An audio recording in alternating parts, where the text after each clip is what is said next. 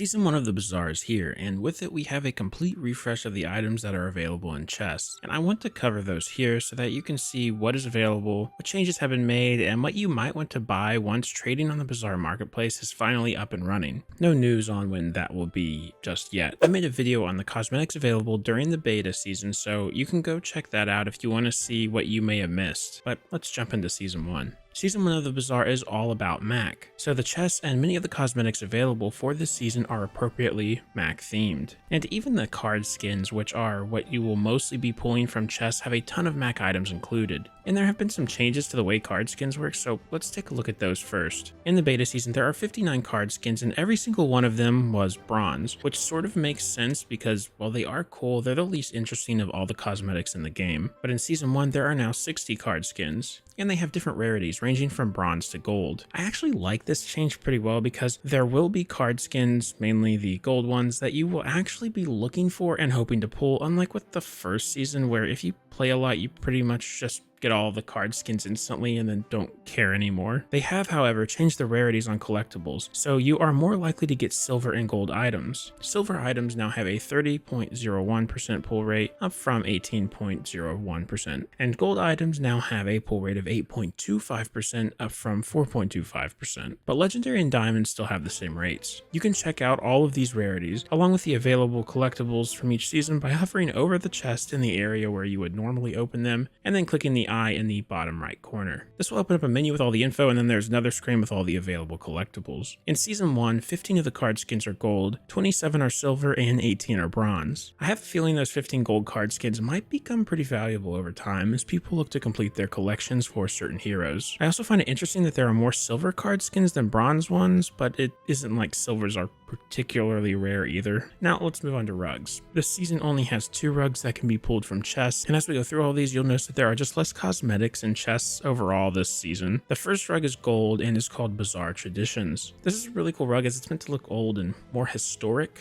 You could imagine early settlers of the Bazaar making rugs and other products that look just like this. It also looks similar to a lot of real-life indigenous designs that I've seen, which is pretty cool. The second rug is silver and is called Sylvan Scholar. It is appropriately Mac themed. It's a nice rug, and if you are looking to have an entirely Mac themed cosmetic loadout, then this certainly fits what you are looking for. And then of course we have the albums. This season gives us one new album called Every Last Secret, and it's a Mac album, just like all the albums before it. It is legendary. Currently, you can't change the music in game right now, but in the future, they'll be adding that functionality. So this album is kind of currently just a thing that's there and not something you can really use yet. But if you want to get a sneak peek of this album, you can go on to the Play the Bazaar YouTube channel and check out some of the Mac videos that they released recently as they play music from the album throughout and tell you which tracks from the album were in the video at the very end. As for card backs, this season only has one, and of course you guessed it, it's Mac themed. It is silver, and honestly it's one of the better card backs in the game. The theming for Mac here is just on point, and I love the snakes on the side. It's a great card back, especially for silver. There's only one stash this season, and you guessed it, it is Mac themed.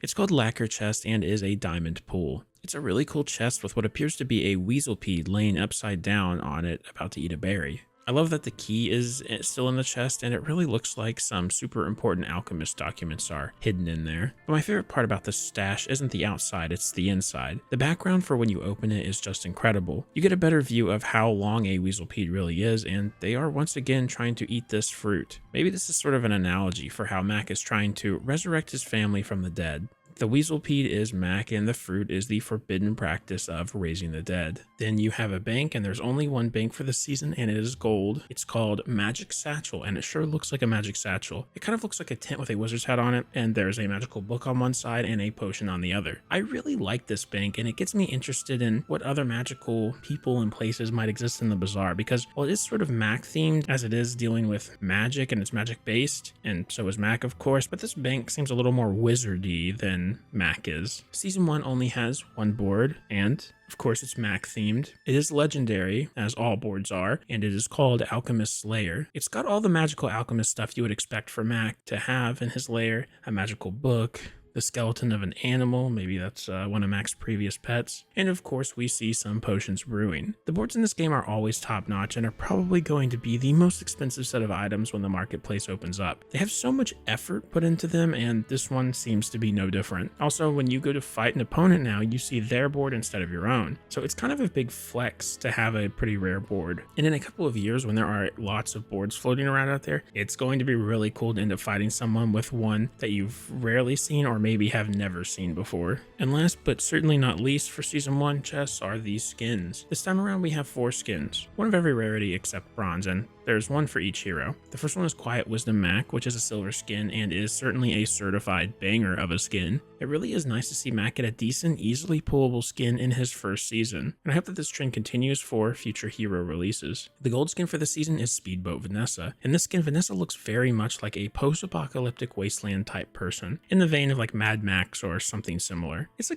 good skin for sure, and if you just started playing the game with Season 1, you'll probably really be wanting to pull this, but she has a lot of good skins from the beta season that I currently have, so I'm not like dying to get this one, but it's still a really nice skin. The diamond skin this season is War Drums Pygmalion B, which is an interesting name because it implies the existence of a War Drums Pygmalion A, but we haven't seen that skin yet that I know of. This is a really cool Pygmalion skin and something pretty different. I don't know if the skin is like referencing anything specific in the lore. Probably not, because we do know that Jabalia, where Pygmalion comes from, is primarily pacifist, so I don't think War Drums would be a common thing there, but also maybe this is just something fun like the Vanessa skin. And I'm really curious why we didn't get an A version of the skin first, or maybe the B means something entirely different and I'm just missing something here. And then for the legendary skin this season, we have Mech King Dolly. This skin has been teased for a long time and I'm glad to see that it is finally here in game. It's a pretty memeable skin as it's just Dolly with 2 really long legs added on, but it's beautiful and definitely deserves its legendary status. Now that's everything that can be found in the chest, but that's far from all the new cosmetics in the game for Season 1. The subscription, which costs $10 a month, offers a new cosmetic with each season. For the first month, which was the month before Season 1, they offered a Dolly board, Roboid Workshop, and the card back, Night Festival. But RaidNet even mentioned that the board was a bit of a special thing since it was the first month the subscription went live. So with Season 1, we just get a card back, and I sort of assume it will just be one cosmetic item, probably a card back, maybe occasionally a rug or something different every month, but you know, who knows. The cosmetic sort of feels like an extra to all of the other perks of the subscription anyway, because you really get the subscription more for the additional XP on the Play Pass and the additional chests. The card back this month is the Foundation Codex, and it is gold tier. It's a really nice card back, and it's actually the one I've been using since the new season started and I got it, so yeah, it's pretty good. The Prize Pass is another place that you get a couple of cosmetics from, but they are sort of hidden towards the end of the pass. Tier 15 and Tier 30 give you access to the new expansions when you get to those, but Tiers 45 and 60 each give you a new cosmetic item. All the other tiers either give ranked tickets or chests for that season. At Tier 45 you get the Ceremonial Rug. It's a decent rug and I'm glad they included it in the Prize Pass. As I haven't unlocked it, I'm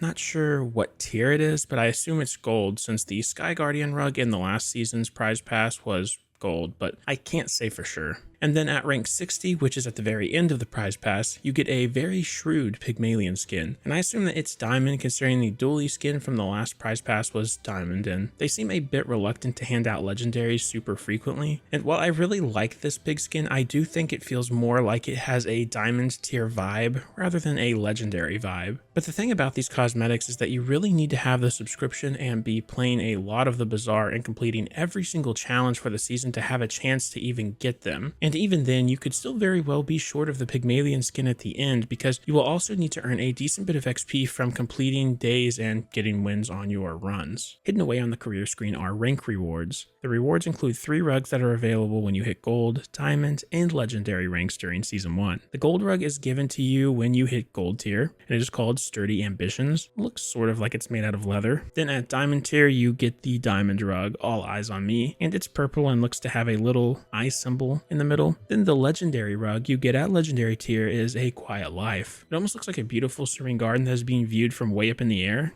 This rug is really nice and I really want to get it. And I mean, it is the first legendary rug that we've seen, I think, so it should be pretty good. I really like having these as rank up rewards because they aren't good enough to maybe encourage you to try and rank up to legendary, but the top reward isn't also like a legendary skin or board, so it won't feel like you are missing out big time if you can't play a lot of Bazaar that month for whatever reason. And then, of course, you have the shop, also known as the Bazaar tab. It was introduced to this season and it's really cool. You have a daily special cosmetic that will be in your shop just for that day. So for example, today mine is this Wall of Swords card back. It says it costs 2,000 gems and there are 40,000 of them. You can see here that there are currently 39,406 left. So almost 600 people have already bought this item. So when all 40,000 are gone, this item will be forever out of the shop and it can no longer be acquired. And so when my daily special resets, I will roll one of the other items that are currently in the shop rotation. But the item you roll is different for every single Bazaar account. So while I may have rolled this card back today, you could have rolled a skin. You can also re-roll something you have already bought, which really stinks because it could stop you from getting one of the shop items that you want. I've heard multiple people say that they have re-rolled the same item at least twice. So it might be nice if they make it so you can't re-roll already purchased items in the future. With the introduction of this new shop, they have added 15 new cosmetic items into the rotation, and all of them are diamond, which seems to sort of confirm my theory that they want to make legendaries a more special item and a bit harder to get. There are 7 character skins in total, the first 4 being sort of a set: Mystic Legend Vanessa, Mystic Legend Pygmalion, Mystic Legend Dolly, and Mystic Legend Mac. All 4 of these skins are really great and feel worth picking up, and I really like that for Pygmalion, Vanessa, and Dolly they are basically just in Mac cosplay. The Dolly skin especially is one of my favorite skins in the entire game. I also really like this Mac skin as it showcases his bottled tornado item, which normally summons the sandstorm in game, but here is actually creating a tornado, and then he's riding his magic carpet on top of that tornado. And for the other 3 skins, you have Erudite Mac, which is probably my favorite Mac skin at the moment. Just like with the Mystic Legend Mac skin, it showcases some of his items. He is holding the Tome of Yahan, and in his other hand we see that he has his Viper Cane. And he also has a regeneration potion strapped to his belt. In game, these are all regeneration items, so it's a nice touch that he has them all together here. Then you have Ocean Rogue Vanessa, which is just a cool Vanessa skin. And finally, Handyman Dolly, which is a pretty sweet Dolly skin where he is fixing a robotic arm. All skins cost 5,000 gems and have 10,000 copies of them for purchase. Even with this steep price, I expect the rarity and just general amount of effort put into these skins to lead to them to sell out fast. And in this pool, there are 2 banks, Fairy Jars and Dragon Horde, both of which look great, but I definitely will be buying the Dragon Horde one as soon as it rotates into my shop. These 2 banks have a cost of 3,000 gems each, and there are 20,000 copies of them. The only chest in the shop rotation at the moment is the Sanctum Chasm, which is the best chest in the game right now, in my opinion. And as soon as I saw it in the shop, I had to buy it. It has this Cthulhu vibe, and when you open it, it has this amazing Cthulhu-esque background with a giant eye and like tentacles coming up. And the chest has the same cost and number of copies as the banks. So it's 3,000 gems, and there are 20,000 of them. And then there are 2 card backs. The Wall of Swords one I showed you earlier, and then another one called Alchemical Mysteries. They both are really cool card backs, and I think they look great, but personally, I don't really feel like paying 2,000 gems for a card back when I already have a lot of good ones. Plus, there are like 40,000 of these, so the FOMO hasn't really hit me either. Then finally, there are 3 rugs: Traditional Luxuries, River District, and Roughtown Market. Rugs are sort of the same thing as the card backs for me. They cost 2,000 gems, and there are 40,000 of each of them, and I